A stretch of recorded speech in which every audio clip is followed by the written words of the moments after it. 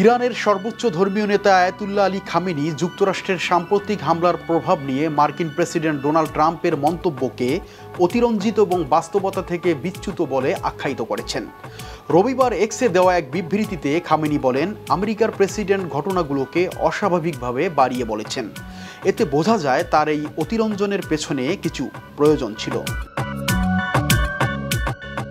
তিনি আরও বলেন, যে কেউ এই বক্তব্য শুনলে বুঝতে পারবে কথার ভেতরে লুকানো আছে অন্য বাস্তবতা।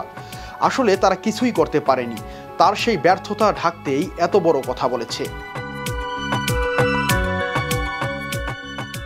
এর আগে ফক্স নিউজকে দেওয়া এক সাক্ষাৎকারে প্রেসিডেন্ট ট্রাম্প দাবি করেন, আমরা হামলা চালিয়েছি, তাদের পারমাণবিক সক্ষমতা ধ্বংস করেছি, তারপর থেমে গিয়েছি। এটা ছিল এক দারুণ কাজ, তারা আর এগোতে পারত না। এটা ছিল এক ভয়ঙ্কর রকমের 12 দিন, খুবই তীব্র। গত 13 জুন থেকে ইসরায়েল ও ইরানের মধ্যে সংঘাত নতুন মাত্রা পায়, যখন ইসরায়েল একযোগে ইরানের সামরিক, বেসামরিক এবং পারমাণবিক স্থাপনায় বিমান হামলা চালায়।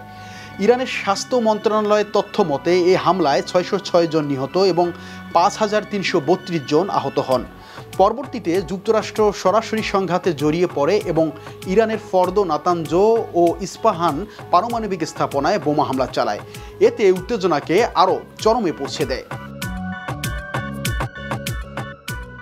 যুক্তরাষ্ট্র ইসরায়েলের হামলার পর ইরান পাল্টা প্রতিক্রিয়ায় ক্ষেপণাস্ত্র ও ড্রোন হামলা চালায় ইসরায়েলে।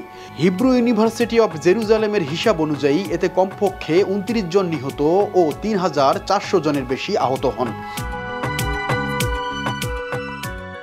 খামেনির বক্তব্য শুধু মার্কিন প্রশাসনের কৌশলগত অবস্থানের প্রশ্ন তোলে না, বরং ইরান যুক্তরাষ্ট্র দ্বিপাক্ষিক সম্পর্কের ভেতরকার উত্তেজনার বাস্তব চিত্র সামনে নিয়ে আসে।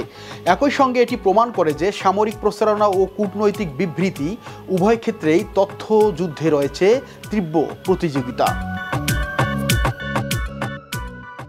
দেশের নাম্বার 1 ট্রেডিং অ্যাপ নিফটি ফার্স্টে পাচ্ছেন ট্রেডিং এর সব সুবিধা, dual exchange access, company analysis, portfolio তৈরি করা সহ আরও অনেক ইউনিক ফিচারের সাথে ট্রেড করতে ডাউনলোড করুন এক্ষুনি।